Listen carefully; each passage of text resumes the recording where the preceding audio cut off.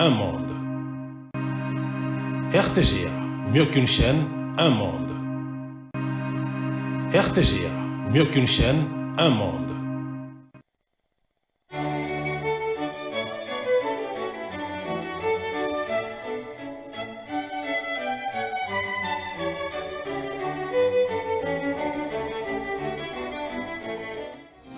Ce journal vous est offert par Tango Protection.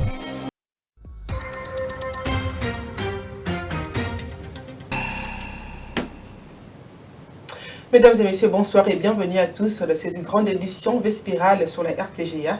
Tout de suite, les titres. La situation sécuritaire demeure précaire à Djougou, territoire de l'Ituri, suite aux affrontements de rebelles de la Convention pour la révolution du peuple de Thomas Lubanga et des milices Codeco, une situation qui inquiète la société civile, forces vives de l'Ituri.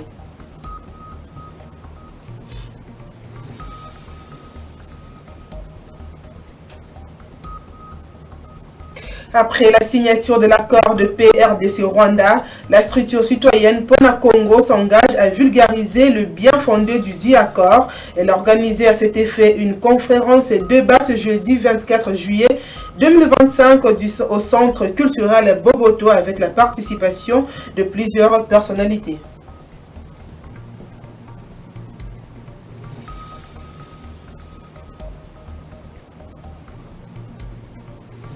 À Kinshasa, les jeunes artisans du quartier Chimanga dans la commune de Barumbu se distinguent de la fabrication de meubles robustes, esthétiques, une façon pour eux de trouver une survie. Voilà tout pour le titre.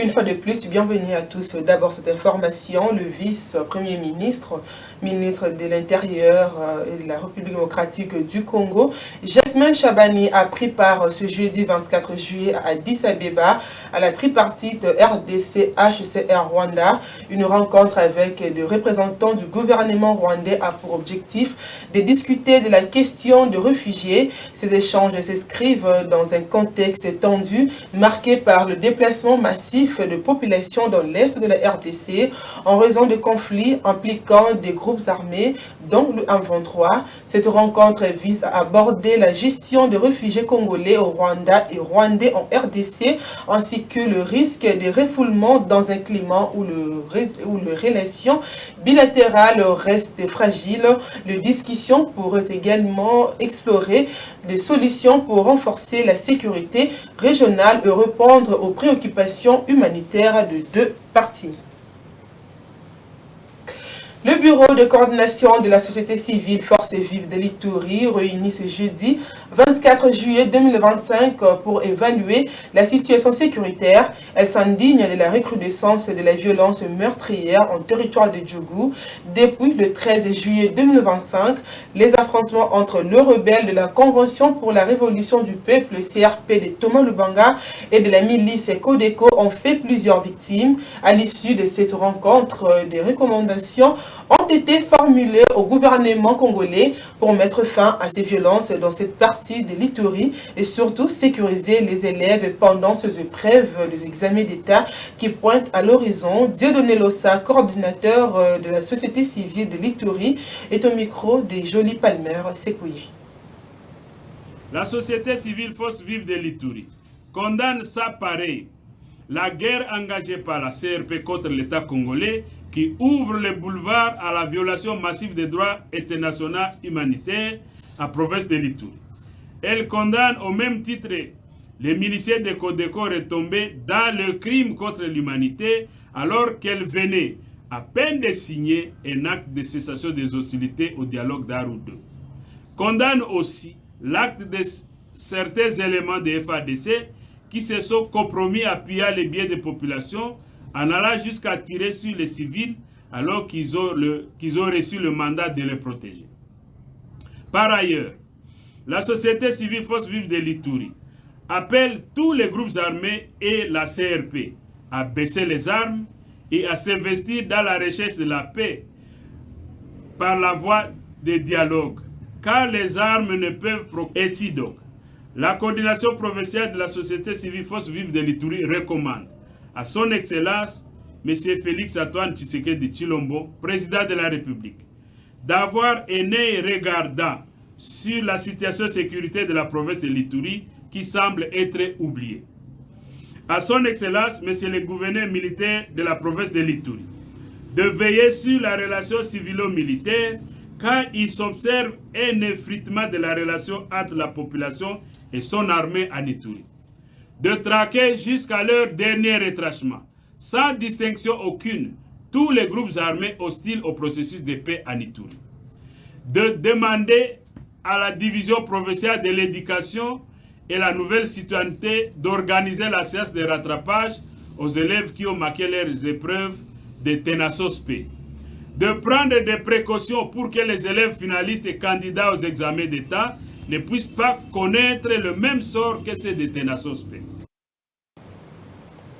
Différents processus de paix et le peuple dans tout ça, c'est par ce thème interrogatoire que la structure citoyenne Pona Congo a organisé ce jeudi 24 juillet 2025 une conférence débat au Centre culturel Boboto avec comme intervenant le rapporteur de l'Assemblée nationale Jacques Njoli, honorable Didier Moumengi et le ministre de la Communication et Médias, porte-parole du gouvernement Patrick Mouyaya. Une initiative est saluée notamment par le président national exécutif du cadre de concertation de droits humains en RDC, Alex Welo, qui exige par ailleurs la réparation des victimes. Suivez-le au micro d'André Ikoma. Participant à cette activité de haute portée patriotique organisée par la structure Pona Congo, nous disons merci pour tous les efforts qui sont en train d'être réunis pour construire la paix au Congo, comme l'a évoqué notre compatriote venu de ces milliers de victimes des atrocités, des viols, des violations de droits humains, des violations de droit à la vie. Et donc, nous, en tant qu'activistes de droits humains, nous ne pouvons que réclamer la justice, nous ne pouvons réclamer que la réparation en dépit de tous les processus, que ce soit de Washington ou de Doha, qui ont beaucoup plus de visées économiques que judiciaires. C'est ainsi que nous exigeons jusque-là la mise en application ou la mise en œuvre totale et globale de la dernière résolution du Conseil de sécurité des Nations Unies sur le Congo, qui a presque résolu tout le problème de ces forces étrangères qui occupent la ville de Goma et de Bukavu jusqu'à ce moment où nous parlons au bureau climatisé de Kinshasa. Et donc, la paix, elle est urgente, mais l'aspect judiciaire, l'aspect réparation ne doit pas être oublié pour des millions de Congolais qui attendent, n'est-ce pas, être préparés par rapport à ce qu'ils ont subi comme dommages dans leur vie. Et le vice-premier ministre, ministre de la Défense nationale et des anciens combattants, Guy Kabombo Mwadiavita, participe à la 17e édition du Salon international de l'industrie de défense.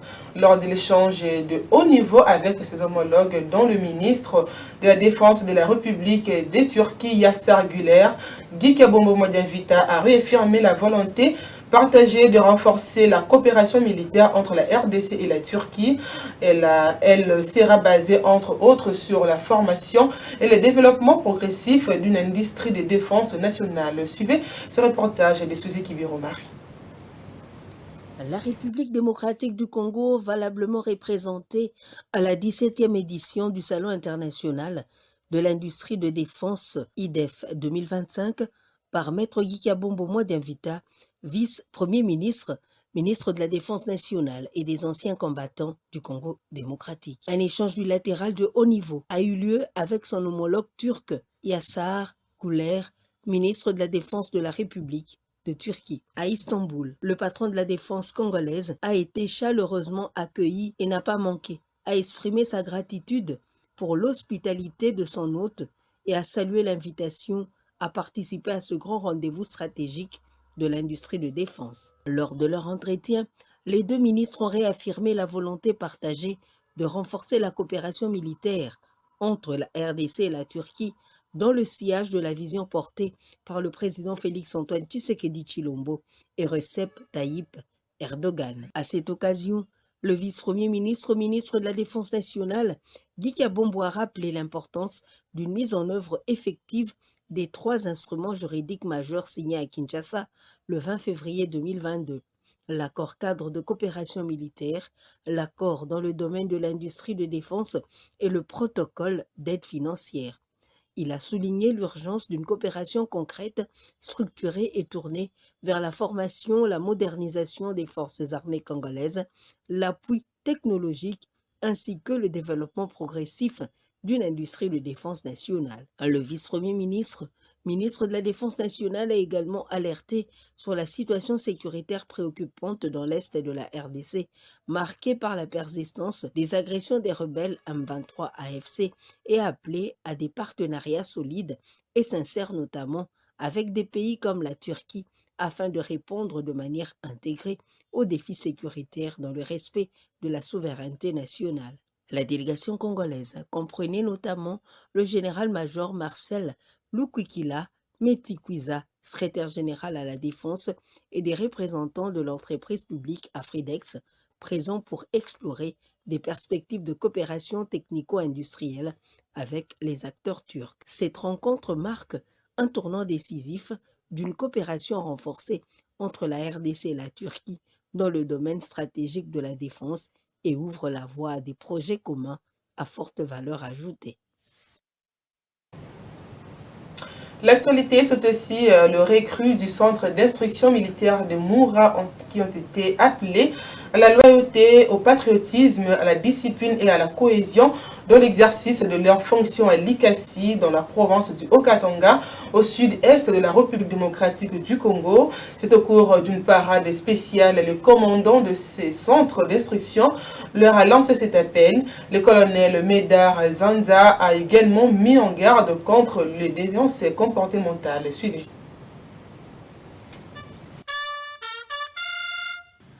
Devant les recrues en formation militaire au centre d'instruction de Moura, situé dans la ville de Likasi au sud-est de la République démocratique du Congo, le colonel Médard Zanza, commandant du centre, a rappelé les piliers de l'armée. Ces derniers reposent sur l'amour de la patrie, la discipline et la loyauté du commandant suprême des forces armées qui est le président de la République, Félix Tshisekedi. Il a fermement condamné le tribalisme et tout autre repli identitaire au sein de l'armée.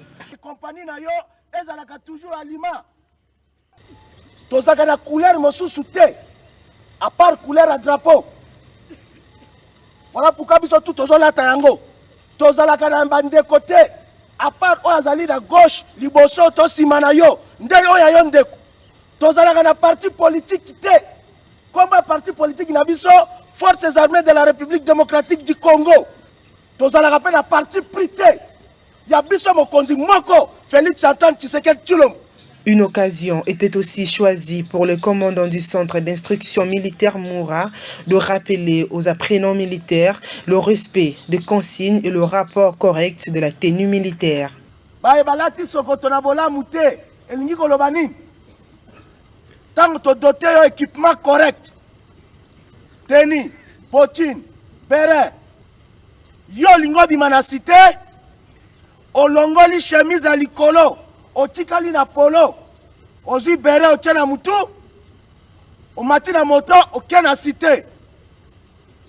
Violation des consignes. À noter que le centre d'instruction militaire de Moura, situé dans la périphérie de Likasi, est considéré comme l'un des pôles stratégiques de la reconstruction de l'armée congolaise sous la supervision directe du chef d'état-major général, le lieutenant-général Jules Banza. Dans un contexte de menace sécuritaire régionale, le centre Moura poursuit sa mission de former une armée républicaine, discipline et unifiée, prête à défendre l'intégrité territoriale de la République démocratique du Congo. Le directeur de cabinet adjoint chargé des questions économiques et financières du chef de l'État est nommé gouverneur de la Banque centrale du Congo.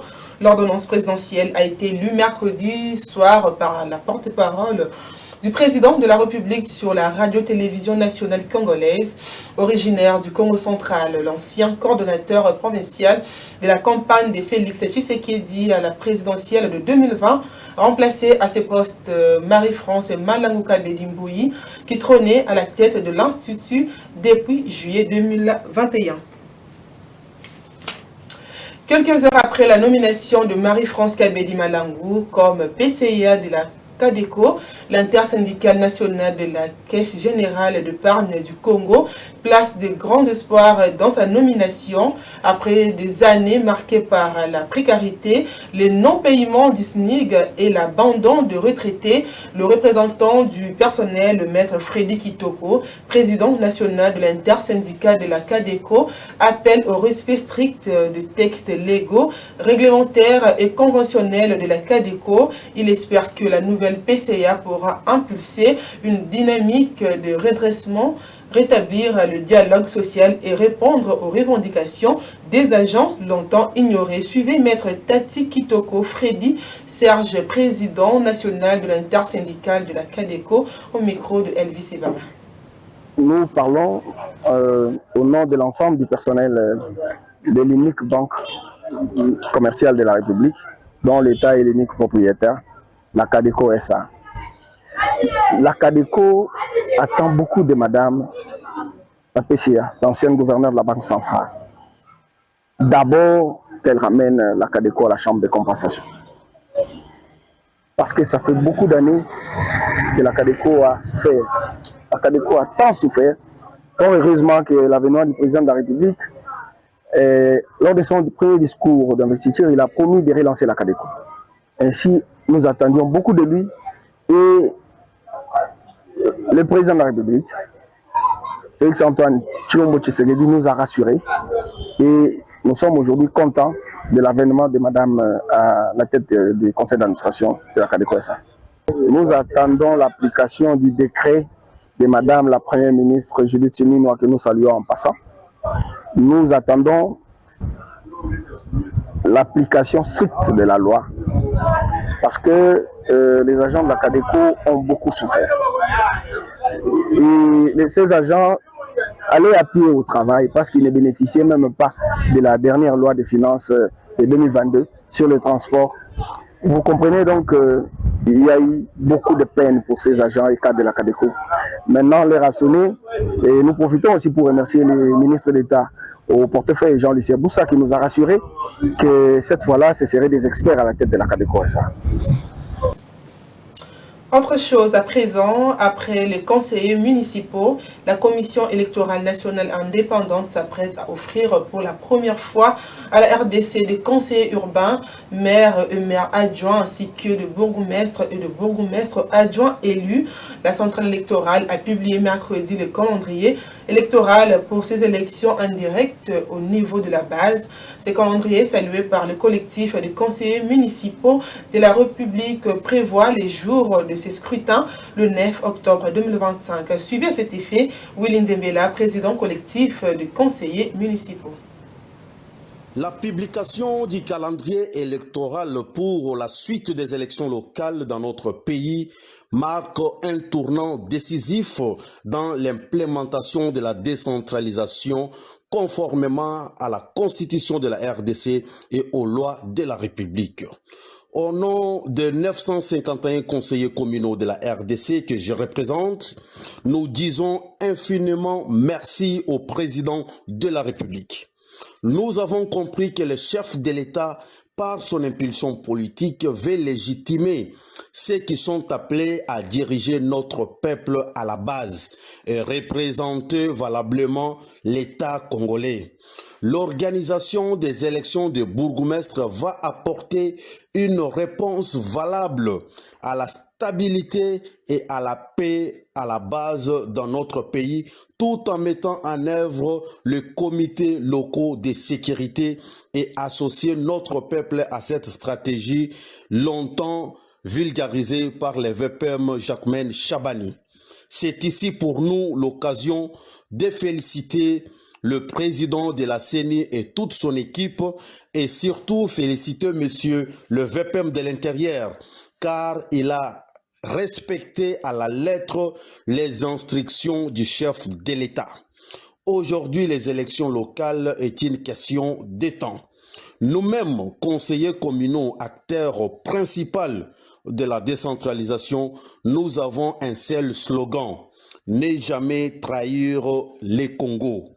Nous allons respecter les règles démocratiques dans nos votes afin de donner à la République les acteurs valables qui vont travailler dans le respect de la vision du chef de l'État pour rendre effectif le développement de la RDC à la base, souci majeur du président Tshisekedi. Le ministre de la Recherche scientifique et Innovation technologique, Gilbert Kabanda Kourenga, a ouvert ce jeudi 24 juillet 2025 à l'INRB la conférence sur la nécessité de catalyser la science africaine par le biais du partenariat scientifique. À cette occasion, le ministre de la Recherche scientifique et Innovation technologique a rappelé que le diagnostic de l'Union européenne à ce sujet paraît correct en ce qui concerne la RDC qui organise son 3e forum du génie scientifique congolais sous Ekibiromari.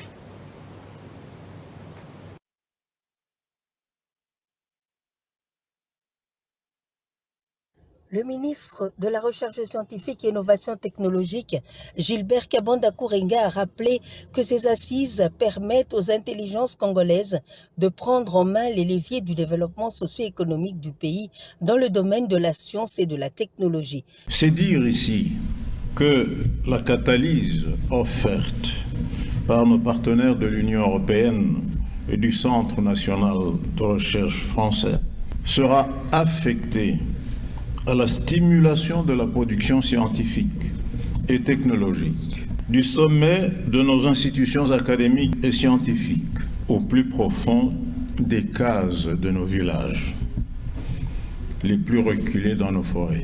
C'est là l'un des axes stratégiques de notre politique nouvelle de recherche scientifique et innovation technologique. D'ores et déjà, je formule au nom de son Excellence Judith Suminwa Tuluka, Première ministre, le remerciement du gouvernement de la République à nos partenaires de l'Union européenne et du Centre national de recherche scientifique de France pour cette approche diplomatico-scientifique nouvelle qui tranche nettement avec le passé récent. Dans cette perspective, mon ministère attend capitaliser les résolutions issues de notre rencontre scientifique pour l'élaboration commune d'un cadre stratégique et d'une feuille de route de construction et de mise en œuvre de notre future structure catalytique. La conférence de l'INRB se tient dans le cadre du 25e anniversaire du partenariat entre l'Union européenne et l'Afrique sur la science et la technologie. Bruxelles abritera en octobre prochain une réunion de haut niveau pour impulser la coopération dans les domaines les plus divers. Dominique Munongo Inamizi, rapporteur adjoint de l'Assemblée nationale, a présidé mercredi dans la salle de congrès du Palais du Peuple une matinée d'échange du réseau des femmes parlementaires autour de la réorganisation de cette plateforme réunissant les femmes élues au sein de la Chambre basse du Parlement. Regardez. L'honorable princesse Dominique Munongo Inamizi, rapporteur adjoint de l'Assemblée nationale, a présidé ce mercredi 23 juillet 2025 dans la salle de congrès du Palais du Peuple une matinée d'échange du réseau des femmes parlementaires et FEPA en sigle autour de la réorganisation de cette plateforme réunissant les femmes élues au sein de la Chambre basse du Parlement. Plus d'une année après la mise en place de la législature en cours, Il était temps de redynamiser cette structure avec un nouveau comité pour un engagement des femmes parlementaires en vue de leur visibilité politique et la nécessité de favoriser la solidarité entre femmes ainsi que la défense de leurs intérêts et assurer le suivi des lois en rapport avec le droit de la femme. Aujourd'hui, c'était une rencontre. Vous savez que nous avions été élus en 2023. Et donc ici à l'Assemblée, selon le règlement intérieur, il y a des réseaux qui sont des groupes consultatifs pour le bureau de l'Assemblée nationale. Et donc, tout comme il y a le réseau des jeunes parlementaires, il y a le réseau des femmes parlementaires. Et donc, lors du mandat passé, nous étions au bureau. Donc, mes collègues qui étaient là dans le comité ne sont pas toutes revenues.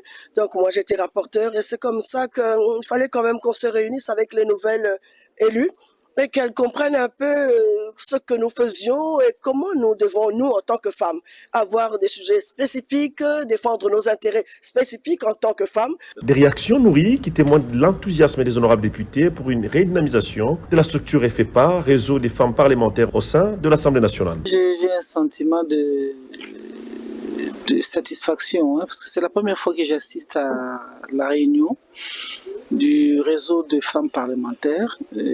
Pour moi, c'est une découverte. À la fois, je me dis, il serait mieux que nous puissions nous réorganiser parce que nous sommes déjà au beau milieu de notre législative et jusque-là, les femmes ne bougent pas. Je pense que le moment est venu pour nous de nous réorganiser. Nous allons mettre un nouveau comité en place et puis une dynamique naîtra pour que nous puissions faire parler de nous au niveau de l'Assemblée nationale. A noter que c'est par une photo de famille que les honorables députés se sont séparés avec espoir de se retrouver au plus vite. À Kinshasa, dans la commune de Barumbu, de jeunes artisans du quartier Chimanga se distinguent par leur ingéniosité dans la fabrication de meubles robustes et esthétiques. Armoiries, garde-robes, étagères et autres sont fabriqués localement avec soin. Ces meubles rivalisent avec ceux qui importent de l'étranger. Malgré des conditions de travail souvent précaires, ces jeunes s'investissent pleinement dans un métier longtemps sous-estimé. Leur habileté manuelle alliée à l'utilisation stratégique de réseaux sociaux leur permet d'attirer une clientèle variée à travers la ville. En plus de générer de revenus, leur activité constitue une réponse tangible à la montée du chômage chez les jeunes dans la capitale. Le reportage signé André Saïdi, rendu par Dieu merci Diana. Il n'existe pas de sots métiers, mais de sots gens, dit-on. À Kinshasa, capitale de la République démocratique du Congo, certains préfèrent l'achat de meubles venus de l'étranger, mais sans se rendre compte que tous ces meubles, solides et durables, sont fabriqués, bien évidemment, au pays, dans la commune de Barumbu, au quartier Chimanga, de jeunes artisans fabriquent au quotidien armoires durables, tables, chaises et autres meubles décoratifs destinés à l'aménagement des locaux, des maisons, des bureaux, magasins ou appartements. Fruit de l'habileté manuelle, ces jeunes regroupés comme un seul homme dans cet espace travail, dans un rythme particulier où ils sont censés couper chaque pièce en bois, d'appliquer mastic, de la peinture, faire les ponçages étape par étape jusqu'à concevoir le meuble.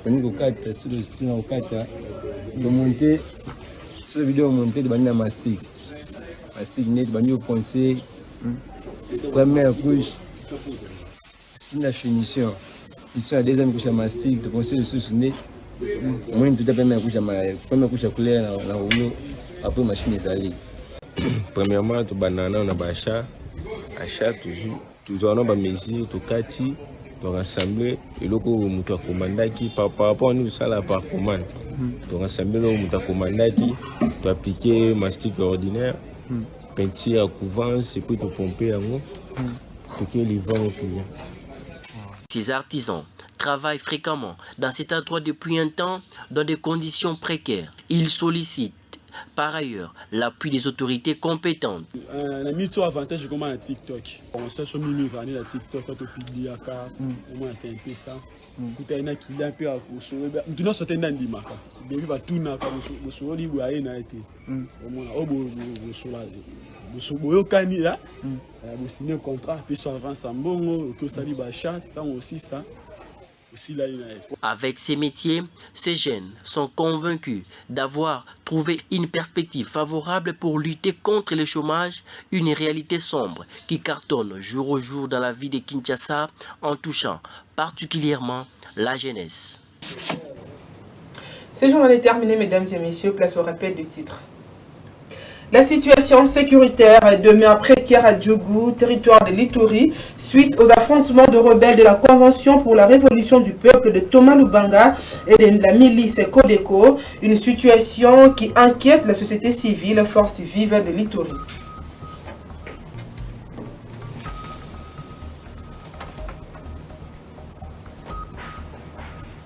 Après la signature de l'accord de paix RDC-Rwanda, la structure citoyenne PENA Congo s'engage à vulgariser le bien fondé du dit accord. Elle a organisé à cet effet une conférence débat ce jeudi 24 juillet au Centre culturel Boboto avec la participation de plusieurs personnalités.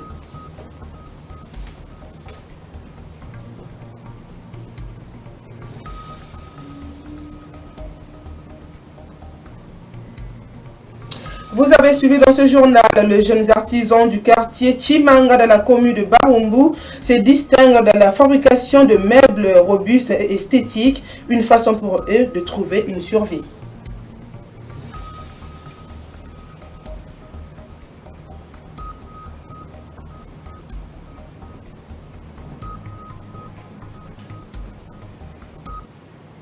Complètement terminé. Merci pour votre participation. Je vous retrouve prochainement. Au revoir.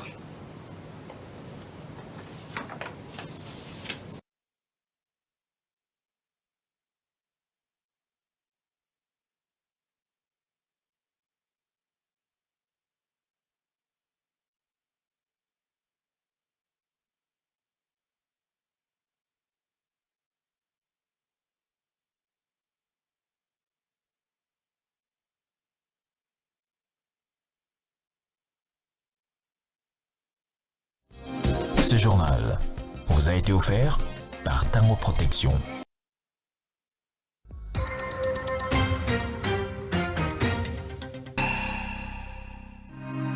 RTGA, mieux qu'une chaîne, un monde. RTGA.